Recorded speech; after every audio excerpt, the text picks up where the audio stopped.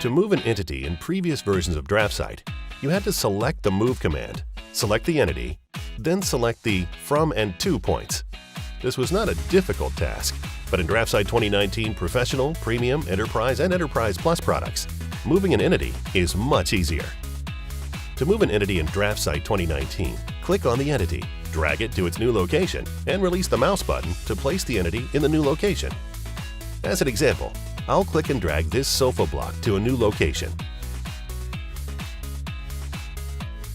Next, I'll click and drag this dimension that was previously blocked.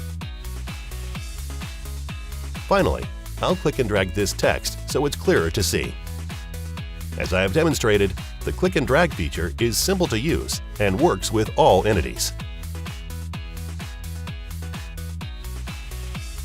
DraftSight 2019 Professional, Premium, Enterprise, and Enterprise Plus products have added a new feature giving users the ability to trim hatches and gradients. To do this, click the Trim command. Select your cutting edges, and then select the segments you want to remove.